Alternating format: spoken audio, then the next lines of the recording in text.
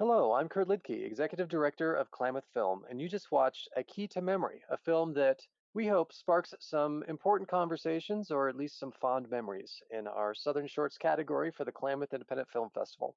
Joining us now is the director of this film, Nathanael Lathrop. Nathanael, thank you for taking some time out to join us.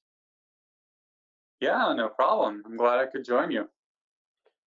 Well, you're based here in Southern Oregon, Northern California region, but this film was shot about as far away from there as you could possibly get. Where did you shoot this location and why? I shot this film in upstate New York. I think it was around 3.5, 4 hours from New York City, in a town called Ithaca. This is where my mom grew up. She would spend summers visiting her dad there for a lot of years. Um, the film was shot there primarily because I had a concept in my head. Um, a couple times back when I went to visit, and this one it was I imagined a character walking through this particular house that we would visit every once in a while because there's a family house there. It's been around for about 200 years, and I was imagining a character walking through there, and the original concept was that a character would be walking through the house and seeing almost like the ghosts of people in the past that have gone through the house. Um, Maybe she would go through the parlor and see people dancing around, seeing people playing the piano, that kind of thing, uh, and then just kind of seeing life as it was in the past as she's walking through. So this was really the only location that I had in mind for this. So we were up there for about a week and a half, and I shot it the last couple days we were there. So, what was the inspiration behind this film? Was it personal experience or just taking advantage of the location while you're there visiting family or what?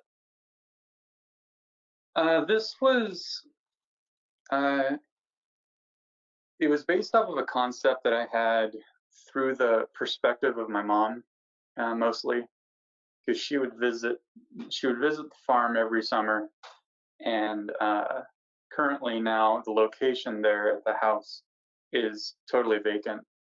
It's really only occupied by raccoons and wildcats.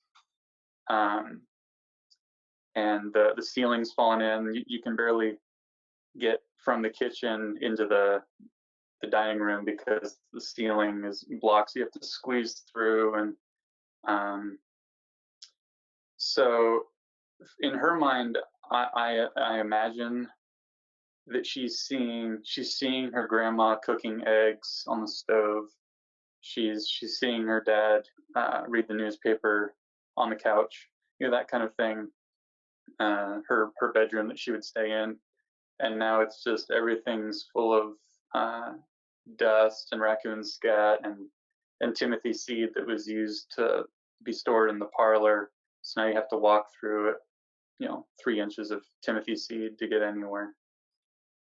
So this was just something that I had in my mind a couple years ago, and then we finally visited again recently and last summer. I'm like, I'm just gonna.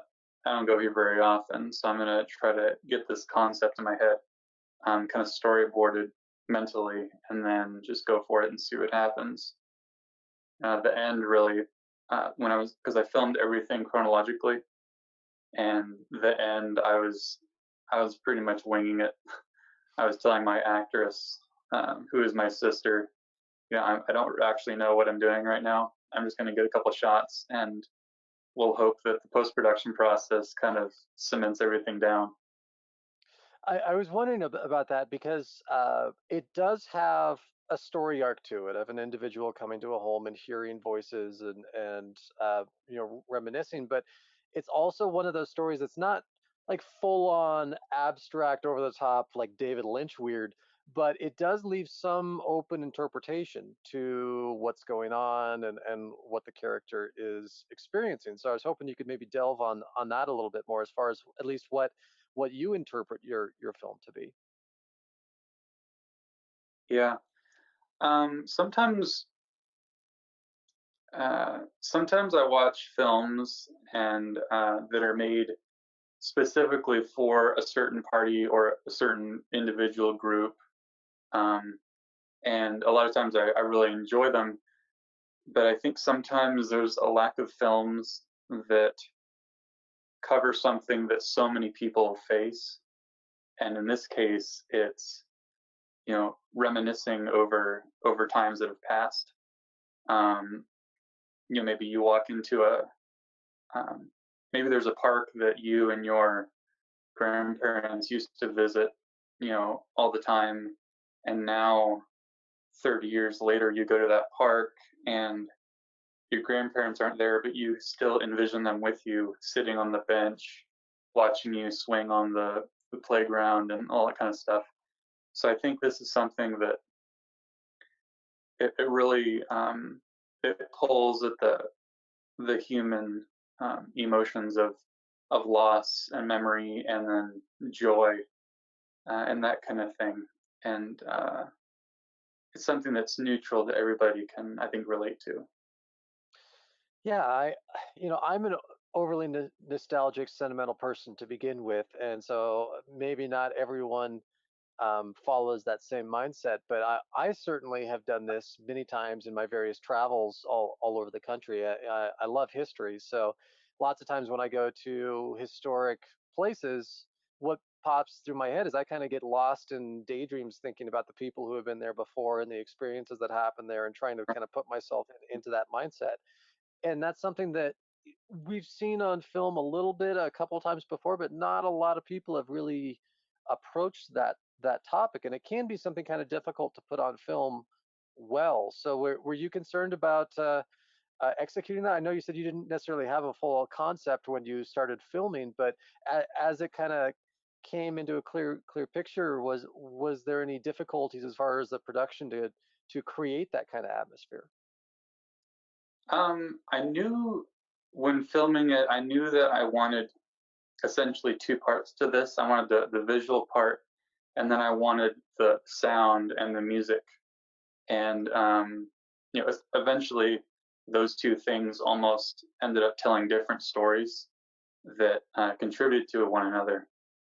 But yeah, I definitely knew that I wasn't everything that was happening visually wasn't happening audibly, and I knew that I was going to have to fill some patches in as with sound because it wouldn't make any sense, especially in the end.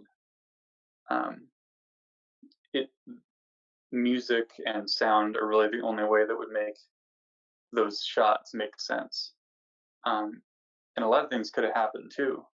I think there's a lot of sounds um, and types of music that could change the same visual piece in different ways. I know that there's videos that I've watched where they'll take a film and take scenes from a film and then edit it differently, add a different color grade, and add music, and it's a totally entirely different piece, even though it's the same visually. Um, so yeah, I knew that sound was going to it was going to fill in some of the holes that I accidentally or sometimes on purpose left visually.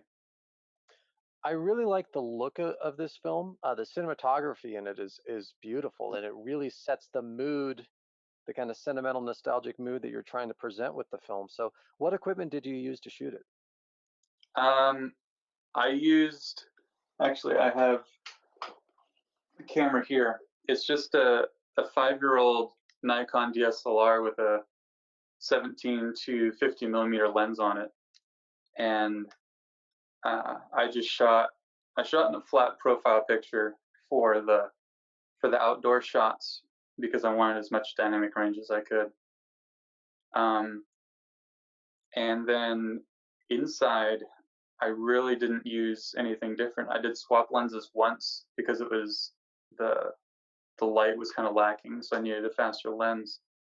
But apart from the inside house lighting, which was only in about 3 spots, there was one time where I had my mom, who was walking around at the time while we were filming, hold a solar panel light and just shine it down so that it reflected on the piano keys and added some depth there. But apart from that, on set, that was all we used. Uh, Okay.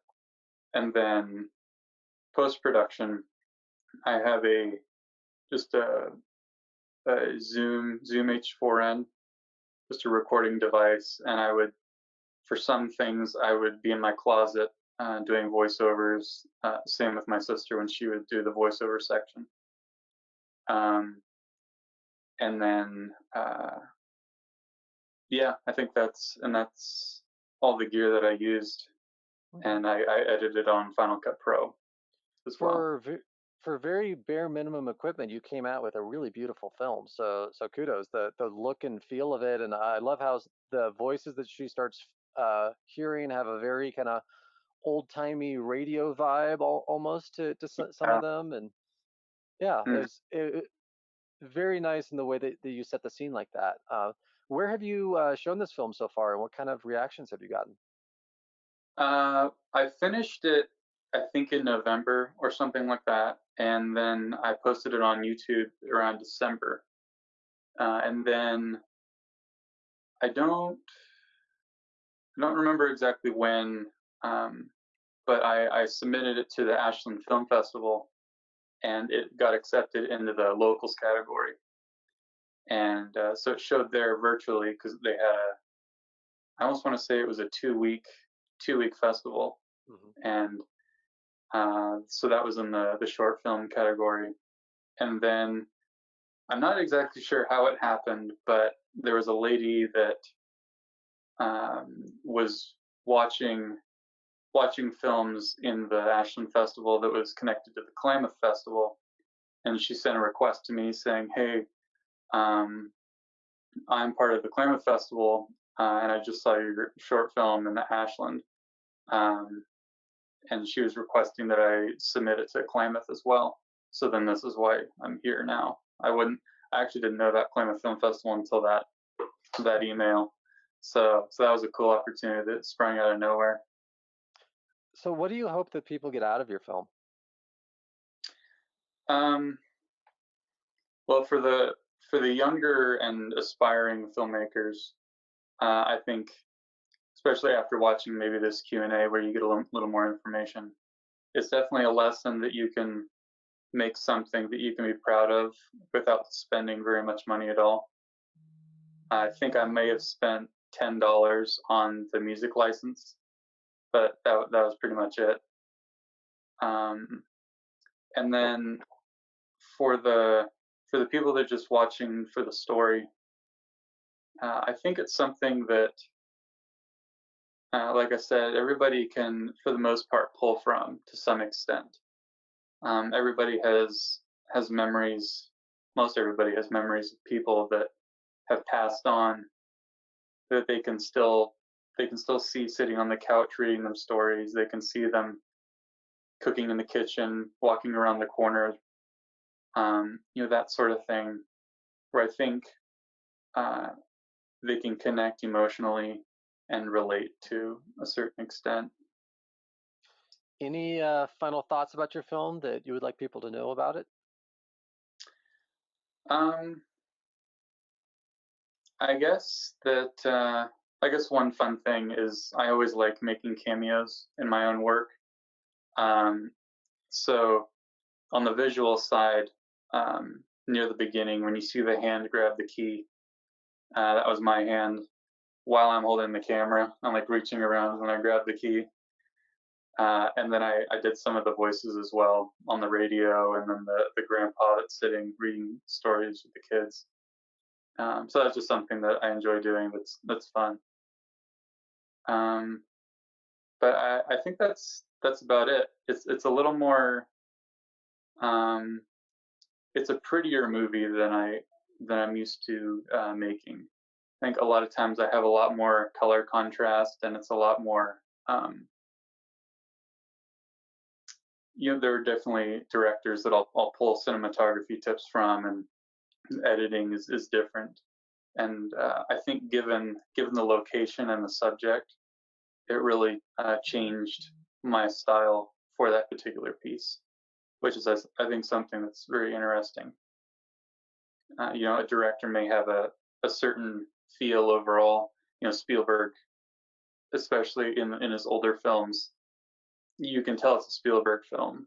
With the light rays coming in um, and the color contrast and stuff. Um, but then, given the subject matter, sometimes you can't tell because of the subject matter. It's so different.